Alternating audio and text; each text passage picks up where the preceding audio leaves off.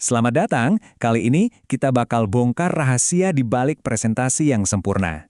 Gimana sih caranya mengubah ide yang rumit jadi langkah-langkah yang jelas dan gampang diikuti? Nah, kita akan kupas tuntas algoritmanya di sini. Oke, kita mulai dari sebuah skenario yang kayaknya semua orang pernah ngalamin deh, yaitu pas kita ngerasa kayak tersesat di tengah hutan ide. Pernah nggak sih begadang semalaman cuma buat nyelesain presentasi, layar laptop masih kosong, padahal deadline udah di depan mata?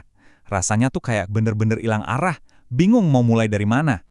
Lihat deh perbedaannya. Kalau kita kejar tayang, yang ada cuma stres tinggi, hasilnya berantakan, dan kita jadi nggak pede.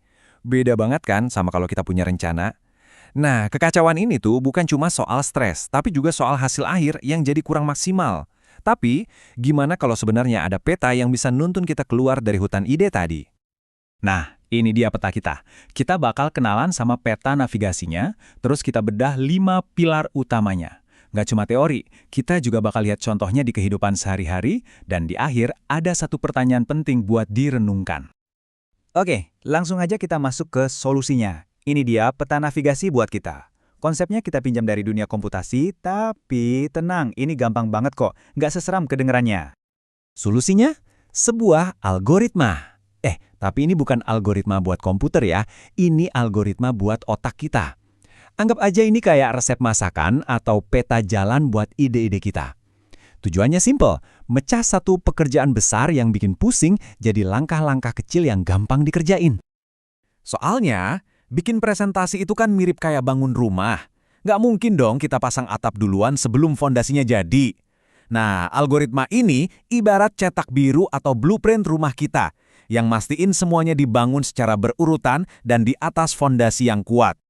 Terus, blueprintnya ini kayak gimana sih? Sebenarnya simpel aja, cuma ada 5 pilar utama yang jadi penopangnya, tapi 5 pilar ini benar-benar kuat. Ini dia 5 langkahnya. Persiapan, desain, penyusunan konten, manajemen file, dan terakhir, finalisasi. Kelima tahap ini bakal nuntun kita dari halaman kosong sampai jadi produk akhir yang keren tanpa drama panik di menit-menit terakhir.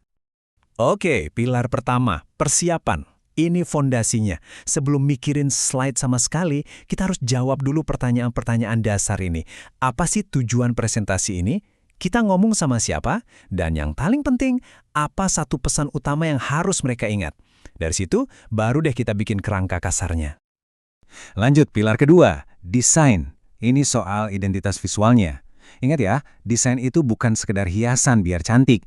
Fungsi utamanya adalah bikin informasi kita jadi gampang banget dicerna. Pilih warna yang pas, font yang jelas, dan yang paling penting, konsisten dari awal sampai akhir. Nah, sekarang kita mulai membangun. Ada satu aturan emas yang wajib banget diingat. Satu slide, satu ide utama. Jangan pernah menjejali satu slide dengan terlalu banyak informasi. Fokus, bikin setiap slide punya satu tujuan yang jelas. Pilar keempat ini sering banget disepelekan, padahal krusial loh, manajemen file. Coba lihat bedanya. Jangan pernah lagi namain file presentasi _final_fix_banget.pptx, ya kan? Pakai nama yang jelas, deskriptif, dan jangan lupa kasih versi. Dan yang paling penting, selalu backup kerjaan kalian ke cloud. Ini kebiasaan profesional yang nggak bisa ditawar. Dan pilar terakhir, kelima, evaluasi. Ini ibarat inspeksi akhir sebelum serah terima. Coba deh tinjau lagi semuanya. Cek ada typo atau salah ketik nggak. Terus minta tolong teman buat lihat. Kali aja ada yang kita kelewat. Dan yang terpenting, latihan ngomongnya. Biar pas hari H, lancar jaya. Nah, sampai sini kita sadar kan kalau ini tuh bukan cuma soal bikin slide aja. Ini jauh lebih besar dari itu. Ini adalah keahlian penting buat seumur hidup. Karena pada dasarnya, pemikiran terstruktur kayak gini tuh bisa bantu kita mecahin masalah kompleks apapun. Sebenarnya, tanpa sadar kita udah sering banget loh pakai cara berpikir algoritmik ini setiap hari. Contohnya apa? Nih, lihat aja cara kita ngerencanain pesta ulang tahun. Ada tahap persiapan nentuin tema dan daftar tamu.